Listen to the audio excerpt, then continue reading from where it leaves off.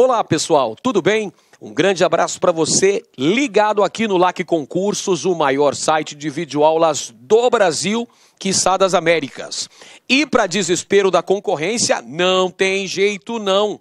Tio Ed tá na área e se derrubar é pênalti. E eu tô chegando aqui para dar condução ao nosso projeto pedagógico que visa a sua aprovação. Afinal de contas, este é um curso muito bem fundamentado. Olha, eu me esforcei para produzir o melhor curso online do Brasil no que diz respeito à história de Pernambuco. Eu investiguei o raio-x, eu fiz o DNA dessa banca examinadora e formulei as aulas deste curso. Então, se você acompanhar de maneira pormenorizada o desenrolar desse curso, não tenha a menor dúvida, você vai conseguir a sua aprovação. A gente vai trabalhar para o seu gabarito das 10 questões. Vamos nessa, pelo menos 9 a gente tem que gabaritar, pessoal. Mas a gente quer 100% de aproveitamento. Então vamos com foco, força e fé, com muita disciplina, com muita determinação, para que a gente busque a nossa vitória. Afinal de contas, a fé na vitória deve ser inabalável. Pessoal, a nossa aula de hoje vai falar sobre o estado de Pernambuco, sob a interventoria de Agamenon Magalhães. Corresponde justamente ao período do Estado Novo. O Estado Novo foi o período ditatorial comandado pelo presidente Getúlio Dornelles Vargas. Foi de 1937 até 1945. Esse é um período de exceção aqui no Brasil. Um período marcado por uma ditadura comandada pelo presidente Vargas. Momento histórico em que havia censura aos meios de comunicação, em que vigorava uma constituição de tendência fascista, inspirada na Constituição polonesa, a chamada Constituição Polaca. É um período que havia uma polícia política bastante atuante e perseguindo os principais inimigos políticos do governo, leia-se os comunistas. É um período, então, muito importante, que acontece também a consolidação das indústrias de base no Brasil, a criação da CSN e da Vale do Rio Doce, além da participação do Brasil na Segunda Guerra Mundial. Nessa aula em especial, evidentemente, nós vamos focar os principais fatos relativos ao estado de Pernambuco. Ou seja, falaremos da administração de Agamenon Magalhães enquanto interventor federal no estado de Pernambuco. Quais foram as suas principais ações, quais foram as principais características de seu governo. Então vamos lá, pessoal, vamos com foco, vamos determinados a conseguir um grande desempenho. Deus, para testar a nossa fé, criou o concurso público, que é esse que você está estudando, que você está se esforçando, está se esmerando nos estudos, com muita dedicação. O capeta, com inveja, criou a banca examinadora. Mas não tem problema não. Como eu falei no início da aula, eu já destrinchei a banca examinadora, pessoal. Eu fiz um raio-x completo da nossa banca, consegui extrair o DNA da banca, a maneira pela qual ela elabora suas questões, aqueles textos enormes e aquelas alternativas bastante extensas. Mas você vai chegar competitivo, você vai chegar preparado no dia da sua prova. Vamos que vamos então, pessoal. Primeiro, vamos dar um panorama nacional desse contexto histórico. É o período chamado de Estado Novo. É uma das fases que compõem a chamada Era Vargas. Você sabe muito bem, já aprendeu em aulas anteriores, você que é um bom aluno de história, sabe que a Era Vargas perdurou 15 anos. Começou em 1930 e foi até 1945, foi até o final da Segunda Guerra Mundial. Eita, presidente que ficou muito tempo no poder, foi Vargas. 15 anos direto. E desses 15 anos, nós iremos analisar especificamente o período do Estado Novo, período este que está compreendido entre os anos de 1937 e 1945. Este é o Estado Novo, é um regime ditatorial, é uma ditadura comandada por Getúlio Vargas. É um período em que não existem liberdades individuais garantidas pela Constituição. Afinal de contas, nessa época, vigorou uma Constituição de tendência fascista que foi redigida por Francisco Campos e era inspirada na Constituição polonesa. É por essa razão que esta Carta Constitucional ficou conhecida como polaca. É um período que tem o agravamento da centralização política. Trocando em miúdos, meus caros, é um momento de fortalecimento do poder executivo. É um período de hipertrofia do poder executivo nas mãos de Getúlio Vargas. É um período também que acontece a industrialização brasileira com o apoio estatal, criação de duas importantes indústrias de base. Quais são elas? Lembra aí? Em 1941 foi inaugurada a CSN, Companhia Siderúrgica Nacional para a Produção de Aço. No ano seguinte foi criada a Companhia Vale do Rio Doce, ligada à metalurgia no Brasil. Também durante o Estado Novo nós temos a concretização das leis trabalhistas no Brasil. As leis trabalhistas que já vinham sendo implantadas em nosso país desde o governo provisório de Vargas foram sintetizadas, foram consolidadas em 1943, mais precisamente no dia 1º de maio de 1943, quando lá no estádio de São Januário, no estádio de do Vasco da Gama, no Dia do Trabalhador, Vargas publicou a CLT, a consolidação das leis trabalhistas, consolidando, portanto, sintetizando a sua legislação trabalhista, a CLT, inspirada na Carta del Lavoro de Mussolini na Itália. Nessa época também do Estado Novo, os sindicatos eram corporativistas.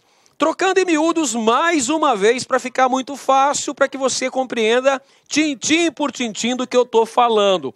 Esses sindicatos corporativistas eram sindicatos pelegos, ou seja, eram sindicatos atrelados ao Ministério do Trabalho.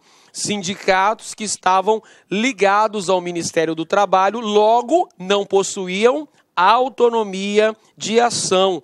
Afinal de contas, as greves eram proibidas neste período histórico. É um momento em que ocorre uma censura político-ideológica comandada pelo Departamento de Imprensa e Propaganda, o famoso DIP.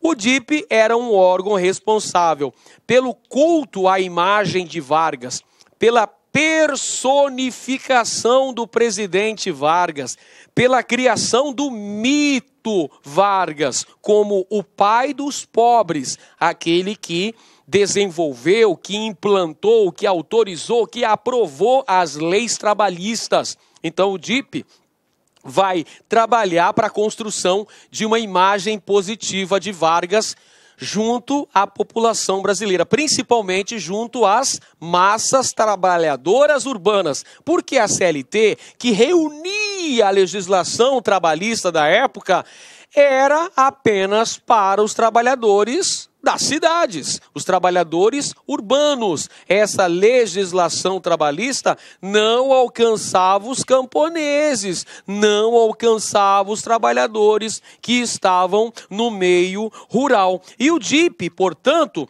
foi desenvolvido e inspirado no Ministério da Propaganda de Hitler, comandado por Joseph Goebbels, lá na Alemanha. Então, inspirou no Brasil o Departamento de Imprensa e Propaganda, que também fazia uma propaganda positiva de Vargas em jornais, em revistas, em cartilhas escolares. E, ao mesmo tempo, o DIP também fazia censura aos meios de comunicação, fazia censura a peças de teatro, a filmes, a músicas. Portanto, havia uma censura político-ideológica comandada por Vargas. Isso aqui que aconteceu na esfera federal também aconteceu em Pernambuco sob a interventoria de Agamenon Magalhães. E houve também a perseguição política. O alvo principal dessa perseguição política eram os comunistas. Então Vargas era apresentado como o defensor do Brasil, aquele que impediria a ação de quem? Dos comunistas. Aquele que estava ali, Vargas estava ali justamente para impedir que os comunistas atuassem. Esse foi o pretexto usado para fechar o Congresso Nacional, fechar as assembleias legislativas e até as câmaras municipais, para consolidar o poder nas mãos do Executivo Federal. Então, o perigo vermelho. O medo do comunismo vai sustentar, nesse contexto histórico, a implantação de uma ditadura no Brasil, sob a denominação de Estado Novo. E temos também uma política externa pragmática. Essa política externa pragmática significa que o Brasil, ao longo desse contexto histórico, que marca ali, que antecede a eclosão da Segunda Guerra Mundial e que está também no contexto da Segunda Guerra Mundial. A Segunda Guerra Mundial, como todos sabem, começou em 1º de setembro de 1939, quando Hitler autorizou a invasão das tropas alemãs sobre o território da Polônia. Esse foi o estopim para o começo da Segunda Guerra Mundial. O Brasil, no início da Segunda Guerra, permaneceu com o seu comportamento pragmático, equidistante, porque o Brasil tinha relações comerciais tanto com o bloco do eixo, quanto com o bloco dos aliados. O Brasil ficou muretando. Ou seja, o Brasil ficou em cima do muro durante um bom tempo, até 1942, quando, finalmente, o Brasil definiu um lado. O Brasil declarou guerra contra os países do eixo e firmou aliança junto ao bloco dos aliados. Como é que estava Pernambuco durante os anos da ditadura Vargas, o Estado Novo? Pernambuco tinha à frente o interventor federal Agamenon Magalhães. Então Agamenon Magalhães representava toda aquela ideologia estadonovista que vigorava a nível federal, vai ter um reflexo direto em Pernambuco. Aliás, Agamenon Magalhães era considerado um exemplo, um dos principais interventores federais que levou à risca a cartilha determinada por Getúlio Vargas durante o Estado Novo. Então, Agamenon Magalhães era o interventor federal em Pernambuco durante o Estado Novo. Estado Novo, lembrando, o período de 1937 até 1945.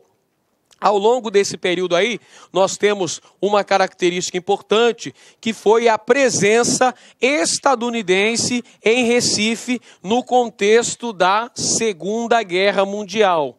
Depois que o Brasil adotou um lado a seguir, que é a partir de 1942, nós tivemos a presença dos Estados Unidos em alguns pontos da costa nordestina. Por exemplo, foi implantada uma base naval estadunidense lá em Natal.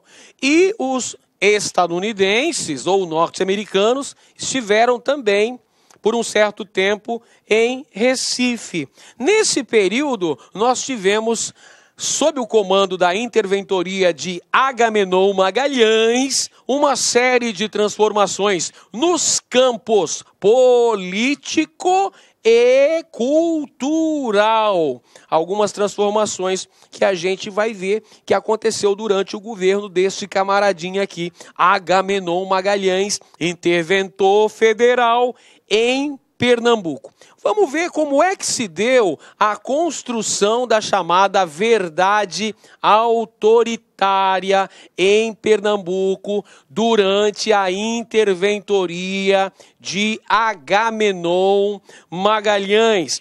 Perceba aí, meu caro e minha cara, você que está estudando focado para esse concurso, é o seguinte: Agamenon Magalhães seguiu à risca os preceitos, a doutrina do Estado Novo. Ele estava em completa sintonia com o ideário estadonovista, o ideário comandado pela ditadura Vargas, do Estado Novo. Por isso que eu chamo de ideologia estadonovista, que era um governo forte, centralizado, ditatorial, que era um governo censor, era um governo disciplinador, centralizador.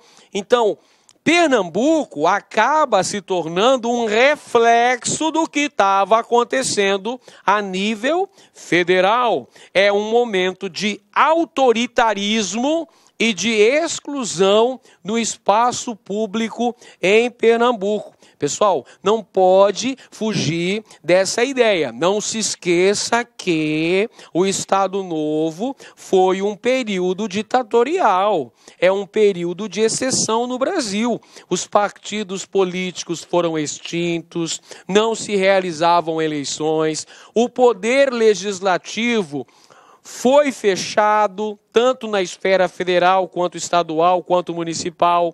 O poder judiciário era bastante fraco, havia uma predominância de poder nas mãos do executivo, havia censura aos meios de comunicação, perseguição política e até pena de morte para casos políticos. Então presta bem atenção, Pernambuco também se tornou um reflexo dessa política que acontecia a nível federal. Então nós temos também em Pernambuco autoritarismo. Então também nós vamos ter a exclusão no espaço público. Nós vamos ter alguns setores da sociedade que vão ser escolhidos como indesejados, que vão ser escolhidos como marginalizados, a exemplo do que ocorreu com os mocambos, com a expulsão da população dos mocambos para a construção de casas populares. Ali nós vemos claramente uma política higienista, uma política calcada na própria eugenia, pessoal. Não se esqueça disso. Vai acompanhando o processo que é muito importante aí, pessoal.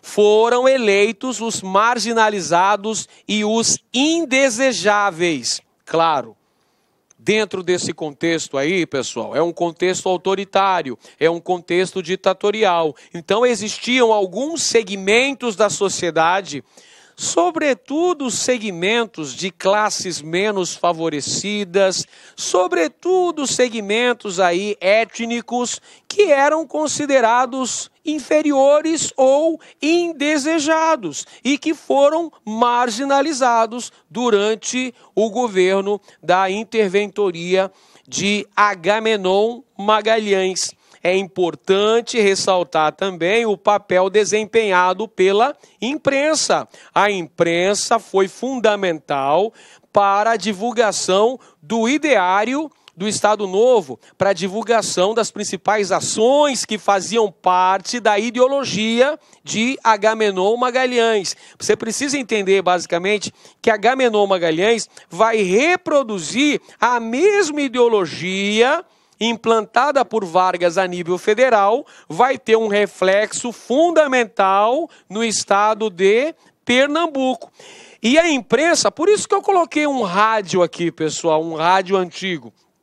a imprensa foi utilizada como meio de comunicação, no caso o rádio e também o jornal. Daqui a pouco a gente fala do jornal, por enquanto a gente fala do rádio. O rádio foi utilizado como um mecanismo de doutrinação política. O rádio foi usado como um instrumento para a divulgação dos valores do Estado Novo, da ideologia que deveria ser seguida à risca, de uma modernização conservadora, uma modernização de cima para baixo, elegendo aí os excluídos, aqueles que deveriam ser marginalizados nesse processo.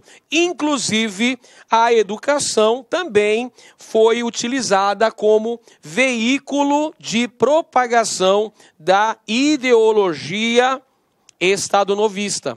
É claro que o governo, atento a essas questões, qual era o principal inimigo? Qual era o principal adversário da política ideológica do Estado Novo? Era o comunismo. Era o comunismo. Então, eles precisavam perseguir o comunismo, perseguir, eliminar, excluir, marginalizar os comunistas. Então, até mesmo na educação, isso teve influência. Por exemplo, professores que fossem considerados propaladores de ideais bolchevistas, leia-se, comunistas, eles seriam perseguidos, perderiam seus empregos, porque a partir de então a educação era um ponto importantíssimo para a divulgação da ideologia do Estado Novo. Você viu na imagem anterior que eu mostrei do Agamenon Magalhães? Ele estava com uma criança,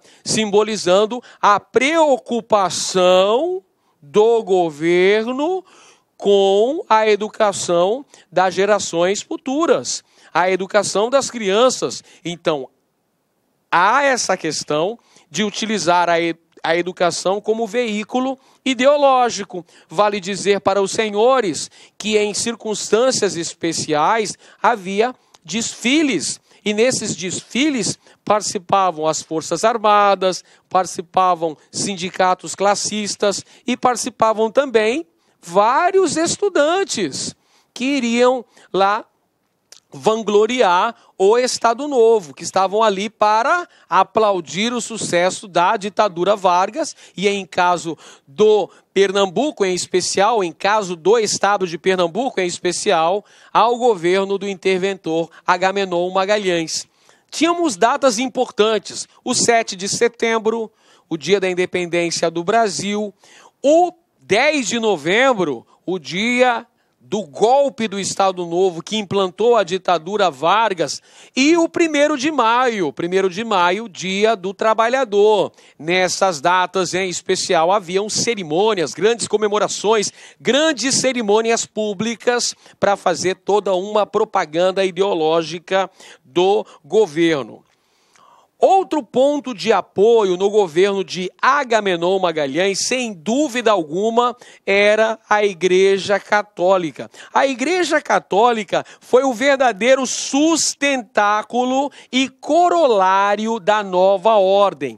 Pessoal, lembra dos inimigos potenciais do Estado Novo, dos opositores prioritários comunistas. Os comunistas ateus, então precisava-se combater o comunismo, precisava-se combater também o ateísmo. Portanto, haverá uma aliança muito forte do governo com a Igreja Católica. A Igreja Católica também vai dar um suporte ideológico para a manutenção desta ditadura. Então a Igreja Católica também vai fazer o seu discurso, vai fazer o seu sermão, dizendo: amigos, irmãos, Vargas e Agamenon Magalhães devem ser vangloriados porque eles impediram que os comunistas ateus tomassem conta do Brasil. Vai ser feito esse discurso para sustentar de maneira ideológica a ditadura do Estado Novo. Olha aqui uma imagem para ilustrar muito bem o que eu estou falando agora, pessoal. Nesta imagem nós vemos 3 personalidades políticas muito importantes de Pernambuco, nesse contexto histórico entre 1937 e 1945. Aqui está o casal Magalhães, de um lado está Agamenon Magalhães, de outro lado está a sua senhora, a primeira-dama, Antonieta Magalhães. E aqui no meio, quem é que está? Aqui está o arcebispo de Pernambuco, Dom Miguel de Lima Valverde, mostrando aqui a aliança política que existia entre o governo do estado de Pernambuco, representado na figura do interventor federal, Agamenon Magalhães, e a principal autoridade eclesiástica de Pernambuco no período, que era Dom Miguel de Lima Valverde.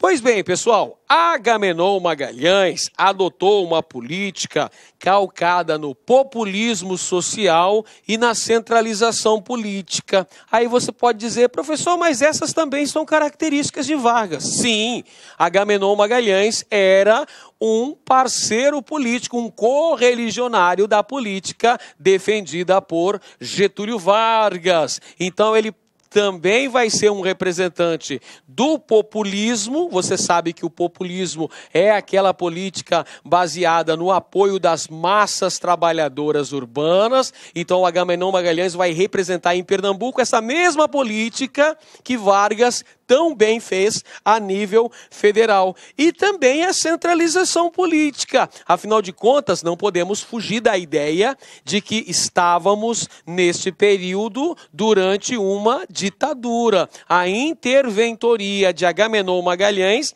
nada mais era do que uma ditadura caracterizada por uma centralização política.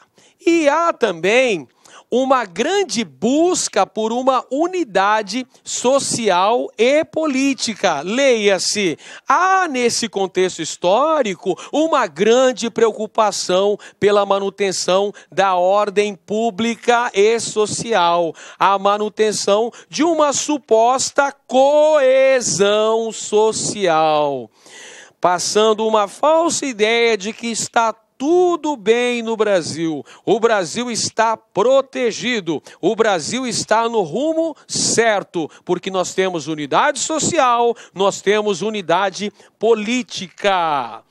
E é nisso que nós vamos ter a propagação, o culto à personalidade do interventor. Bom, você viu aí que o DIP, o Departamento de Imprensa e Propaganda, foi criada para fazer o culto da personalidade de Getúlio Vargas, através do rádio, através de jornais, de revistas.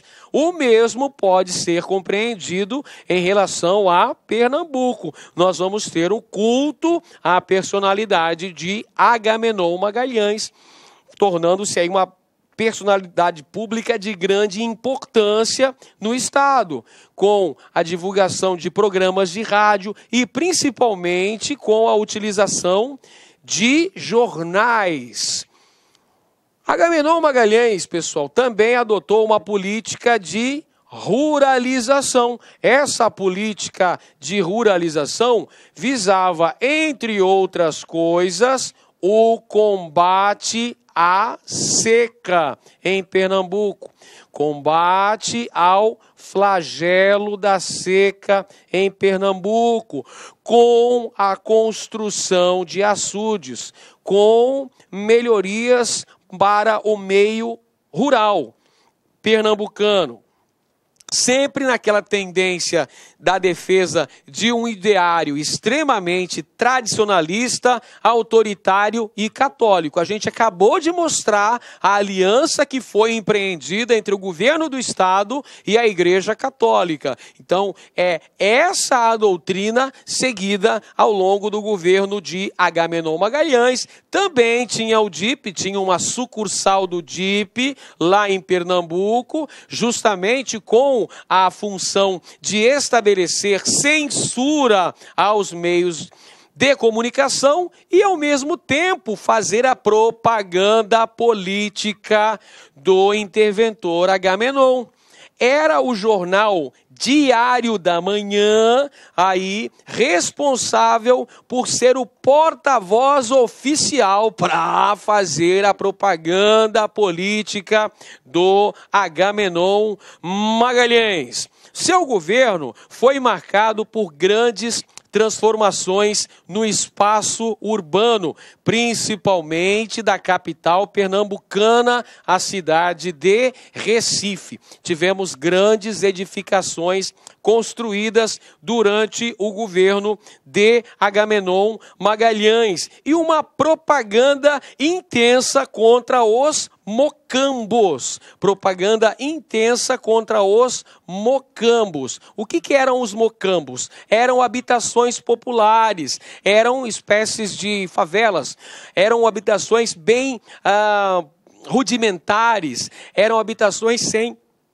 a menor infraestrutura, existentes em bairros periféricos de Pernambuco. Quem é que morava nos mocambos? Ora, quem morava nos mocambos eram trabalhadores pobres, eram as camadas menos favorecidas, justamente as camadas marginalizadas na sociedade pernambucana. Então, há uma intensa campanha visando a destruição dos mocambos para a construção de casas populares, pessoal. Aí você pode pensar, mas isso é maravilhoso, professor, porque afinal de contas, o governador estava preocupado em dar melhores condições de vida para essa população marginalizada. Não é bem por aí. Você tem que fazer uma análise mais reflexiva, uma análise mais intensa desse contexto. A destruição dos mocambos simboliza também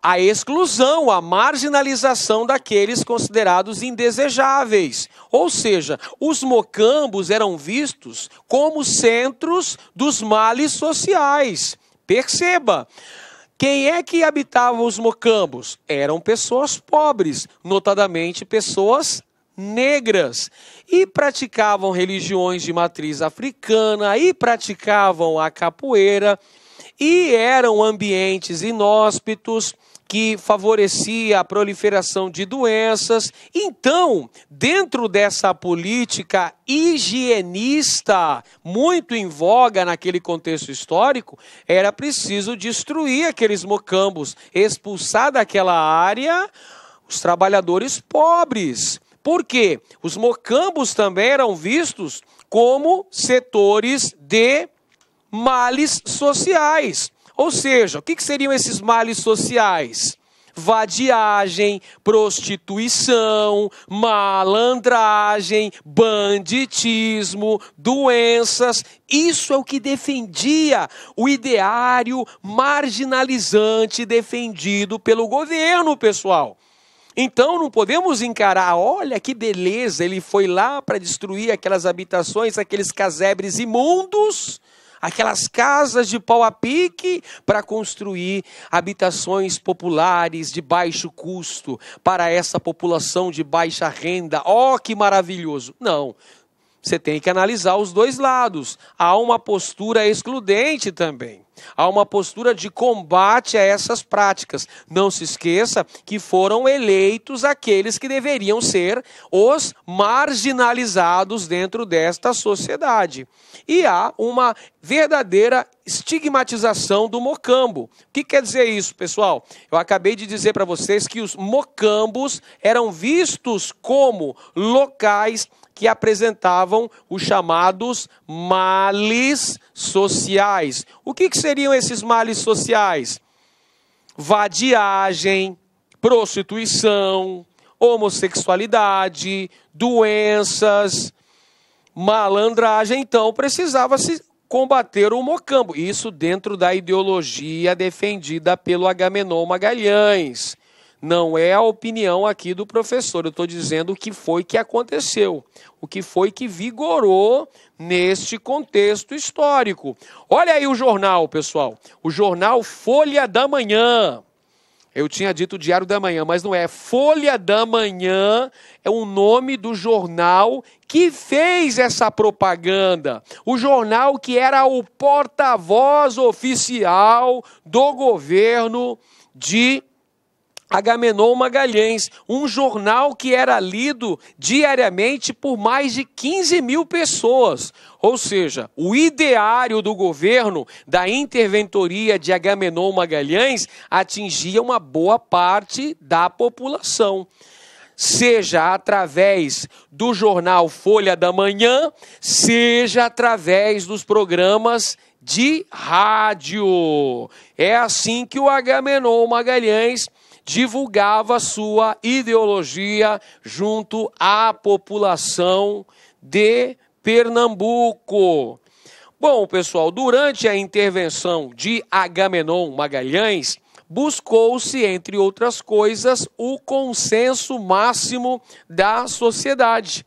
Isso significa que havia a busca pela coesão social, por passar uma ideia de ordem pública e social, passar uma ideia de disciplina dentro do estado de Pernambuco, ou seja, mostrar que o governo possuía controle total sobre a situação.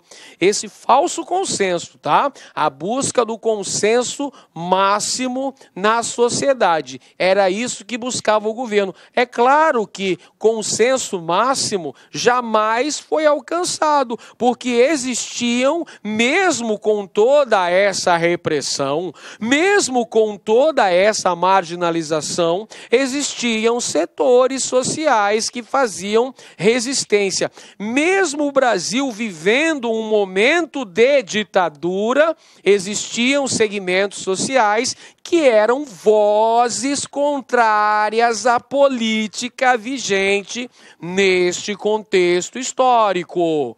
É uma falsa imagem de paz e harmonia do estado de Pernambuco. Por isso que eu falei para vocês, a busca desse consenso máximo era o objetivo de Agamenon Magalhães, mas essa paz e harmonia tinham uma falsa imagem, porque camuflava problemas muito sérios que ainda existiam no estado pernambucano. E é por isso que ocorreu repressão aos adversários políticos. Aqueles que não concordavam com a doutrina implementada durante a interventoria de Agamenon Magalhães eram perseguidos e poderiam ser presos, inclusive. Não se esqueça que nessa época vigorava uma constituição de tendência fascista, a Constituição de 1937, a polaca. Portanto, há a perseguição a vários grupos eleitos como marginalizados. Quem são esses grupos que eram perseguidos pela ideologia defendida por Agamenon Magalhães? Aqui estão eles, os comunistas, as prostitutas, os vadios, os homossexuais. Esses eram eleitos, além dos judeus também, que também foram perseguidos. Então, olha só, haviam aqueles que eram alvo da perseguição durante o governo de Agamenon Magalhães. Perseguição a comunistas, a prostitutas, vadios, homossexuais e afro-brasileiros sofreram aí com a perseguição implantada pelo ideário estadonovista, representado no estado de Pernambuco, na figura política do interventor Agamenon Magalhães. A administração de Agamenon Magalhães também promoveu o combate ao cangaço. O cangaço que teve uma grande atuação lá na região Nordeste ao longo das décadas de 1920 e 1930, comecinho da década de 40, quando foi definitivamente extinto, cujo principal representante foi Virgulino Ferreira da Silva, o Lampião, bandoleiro das selvas nordestinas, como dizia lá a música escrita por Zé Ramalho e interpretada por Amelinha. Mulher nova, bonita e carinhosa, faz o homem gemer sem sentido, bom demais. Então, durante a administração de Agamenon Magalhães, nós temos o combate ao cangaço, além de formação de centros operários e escolas. Por que a formação de centros operários e escolas, pessoal? Porque na época a ideologia do Estado Novo visava o controle dos sindicatos de trabalhadores. Os sindicatos eram cooptados pelo Ministério do Trabalho. Por isso que esses sindicatos eram chamados de pelegos. Eram sindicatos que seguiam as diretrizes do Ministério do Trabalho. Então foram criados centros operários e as escolas. As escolas justamente criadas para fazer a doutrinação. A educação era um importante meio de doutrinação, de mostrar ali a ideologia do Estado Novo, carregar lá a bandeirinha nacional. A propósito, durante o Estado Novo, pessoal, todas as bandeiras estaduais foram queimadas. A única bandeira que poderia ser tremulada era a bandeira brasileira, a nossa bandeira nacional. Como já falei, Agamenon Magalhães promoveu obras de combate à seca, construção de açudes e o programa de erradicação dos mocambos, a famosa Liga contra os Mocambos. Olha aqui a imagem para você perceber que os mocambos eram habitações bem rudimentares, casas de pau a pique, que facilitava a proliferação de doenças, eram tidos como espaços de males sociais, mas a forma como se deu a destruição dos mocambos, a expulsão da população que ali habitava para que fossem construídas casas populares para essa população de baixa renda, foi uma forma muito autoritária e simbolizava uma postura muito excludente por parte do governo, que teve um reflexo da ideologia do Estado Novo. Aqui na imagem eu trago para você os dois personagens que nós nos referimos ao longo de toda a aula de hoje, que é o presidente da República, Getúlio Vargas, e o interventor federal em Pernambuco, Agamenon Magalhães. Dois grandes amigos, somos dois grandes amigos, essa é a nossa verdade. Então, pessoal, Agamenon Magalhães era o representante de Getúlio Vargas em Pernambuco. Aliás, era tido como um dos principais representantes de Vargas no Brasil inteiro. Talvez foi o interventor que mais seguiu à risca as determinações estadonovistas, que previam, entre outras coisas, o nacionalismo, porque durante essa fase do Estado Novo, o nacionalismo foi uma característica muito marcante. Eu já falei agora há pouco da bandeirinha do Brasil, não é? Era a grande preocupação política do Estado Novo promover essa coesão nacional. Por isso que o rádio foi um meio de comunicação tão importante. É durante o Estado Novo que criaram aquele programa de rádio chamado Hora do Brasil, que hoje a gente conhece como A Voz do Brasil, um programa que era o porta-voz oficial da doutrina disseminada pelo governo Vargas. Então, através do rádio, eram divulgados os ideais estadonovistas. Além disso, nós temos também, pessoal, uma aversão ao estrangeirismo no Brasil. xenofobismo. Xenofobismo. Xenofobia é aversão aos estrangeiros. Esse xenofobismo pode ser verificado, por exemplo, pessoal, por ocasião da eclosão da Segunda Guerra Mundial. Quando o Brasil decretou guerra contra os países do eixo, houve perseguições contra instituições ligadas a italianos, alemães e japoneses, que eram nossos adversários na Segunda Guerra Mundial. Várias instituições aí nipônicas ou instituições alemãs no sul do Brasil e até mesmo instituições italianas, né, de colônias italianas do Brasil, sofreram perseguição. Olha um exemplo. Em Minas Gerais e também em São Paulo, nós tínhamos 2 clubes brasileiros que tinham o nome de Palestra Itália. Por conta desse contexto de nacionalismo, de xenofobismo, principalmente em relação aos nossos inimigos, aos nossos adversários durante a Segunda Guerra Mundial, o Palestra Itália teve que mudar de razão social. O Palestra Itália de São Paulo virou Palmeiras.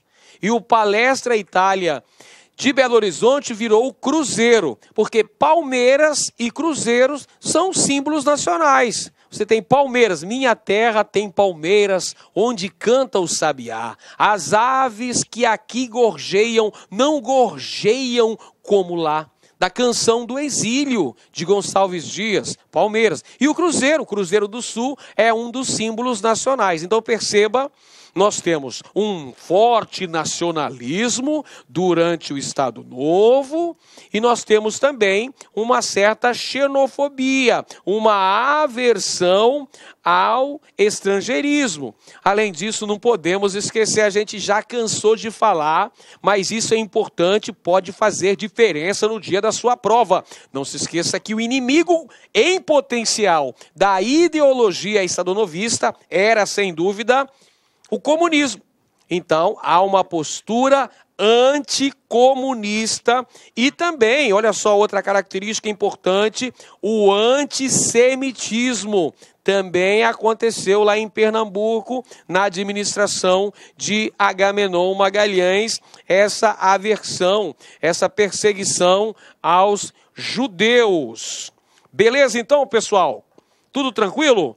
Essas são as principais características da administração de Agamenon Magalhães, lá no estado de Pernambuco, no período de 1937 até 1945, durante o chamado Estado Novo, que foi a ditadura comandada por Getúlio Vargas. Agora, para condensar ainda mais essa nossa aprendizagem, para solidificar o nosso conhecimento, nada melhor do que realizarmos questões elaboradas pela banca, abordando o tema estudado na aula de hoje. Então, partiu resolver questões. Questão elaborada pela IAUPE, UPE-NET, para o concurso da Polícia Militar de Pernambuco. Segundo a historiadora Graça Ataíde, no seu livro A Construção da Verdade Autoritária, a vigilância e o controle sobre a imprensa em Pernambuco garantiam ao Estado a propaganda e o doutrinamento político, utilizando-se da persuasão e do doutrinamento diário, a Folha da Manhã, veiculada por meio de suas mensagens, valores que compunham a ideologia estadonovista. Foi o que a gente tratou ao longo da aula de hoje. Percebeu como a nossa aula está completamente fundamentada na maneira como a banca costuma cobrar questões relativas à história de Pernambuco? Pois é, você está estudando com material de primeira e a gente vai destruir essa banca no dia da prova.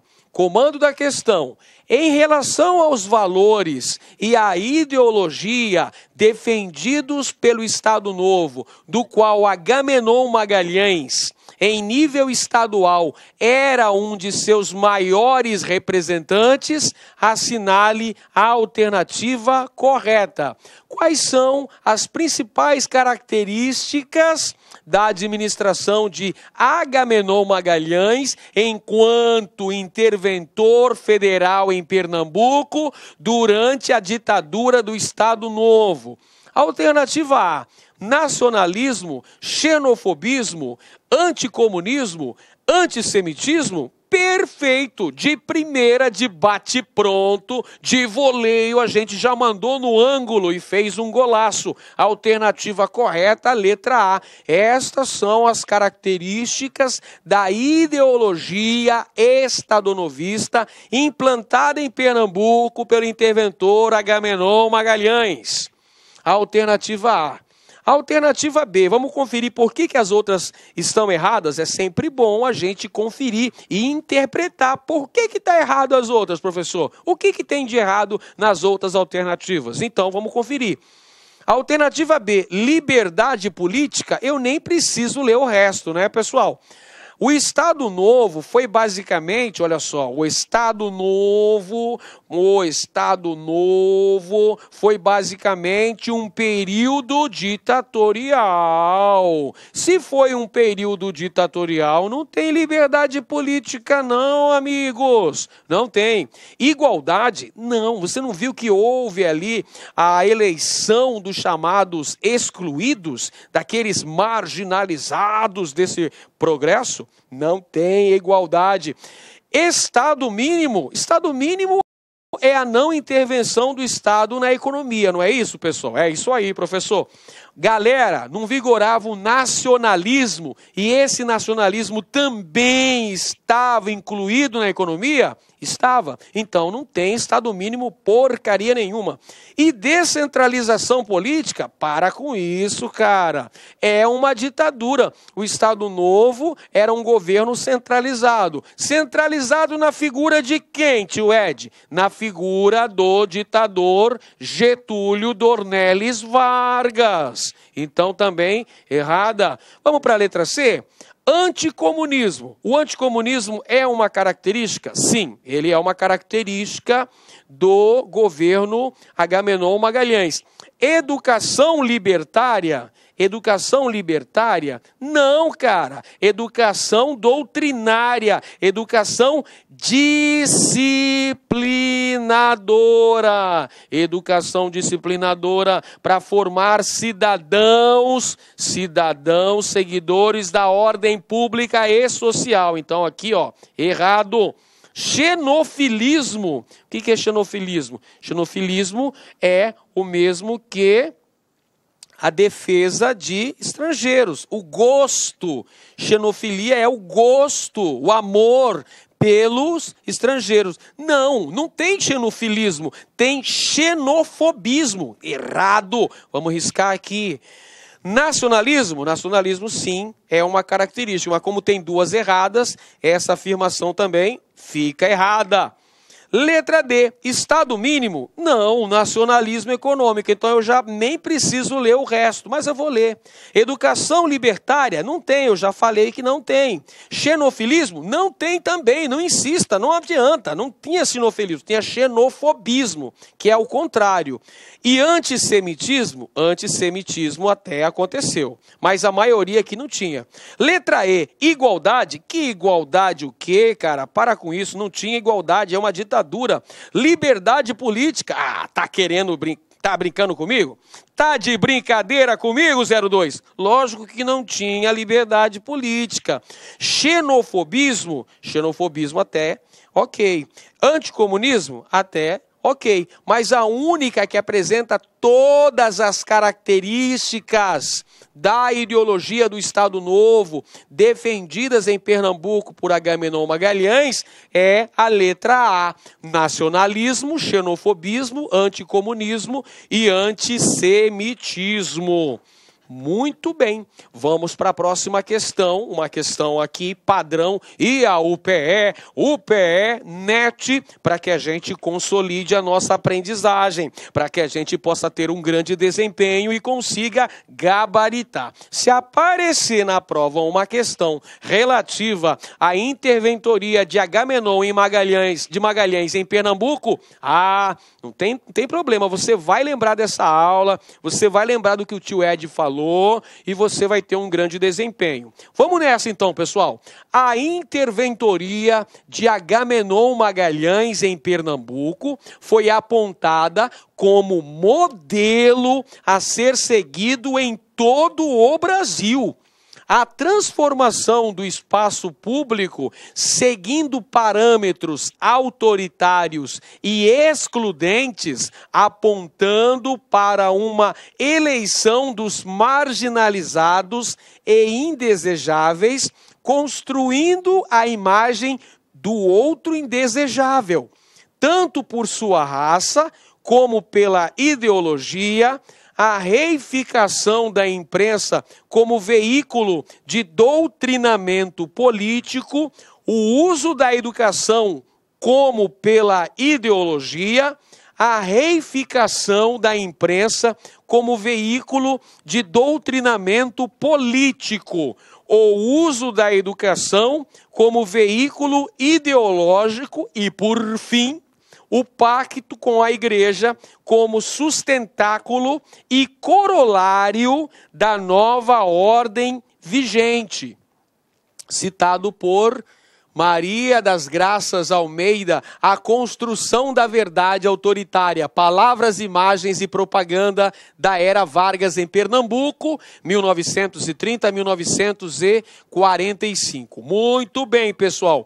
A partir do texto acima, assinale a alternativa incorreta.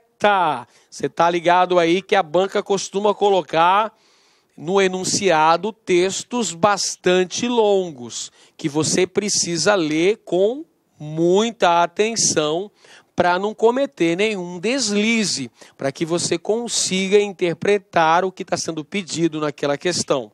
Nesta questão em especial, a partir das características do governo de Agamenon Magalhães em Pernambuco, pede-se a alternativa incorreta, a alternativa falsa. Alternativa A, a imprensa, tendo como porta-voz o jornal Folha da Manhã, se constitui como o quarto poder na propagação e disseminação do ideário autoritário estadonovista, assim como também os jornais e revistas católicas. Essa afirmação está correta, pessoal. Como a gente viu, o jornal Folha da Manhã era o porta-voz oficial da ideologia defendida por Agamenon Magalhães. Então, ela vai ser vista como uma espécie de quarto poder na divulgação desse ideário autoritário. Assim como também os outros jornais e também as revistas católicas. Não se esqueça que a Igreja Católica era parceira nesse processo autoritário. A Igreja Católica estava de mãos dadas com o governo de Agamenon Magalhães. Alternativa B. O discurso ideológico estadonovista, comandado em Pernambuco pela interventoria de Agamenon Magalhães, construiu uma verdade autoritária, onde as palavras, imagens e propaganda permitiram que um antissemitismo virulento apontasse o judeu como o outro maléfico, diabolizado, alimentando e permeando o imaginário social em Pernambuco. Olha, nós vimos também na aula de hoje que durante a administração de Agamenon Magalhães, nós tivemos um antissemitismo. O judeu também apresentado como bode expiatório, outro maléfico, diabolizado. Portanto, está correta a alternativa B de bola. Alternativa C. Entre os marginalizados e indesejáveis eleitos pela política doutrinária do Estado Novo estavam comunistas, judeus, prostitutas, vadios, homossexuais, afro-brasileiros e praticantes de religião de matriz africana, excluídos tanto por sua raça como pela ideologia. Correto. Esses são grupos perseguidos durante a gestão de Agamenon Magalhães. Alternativa D.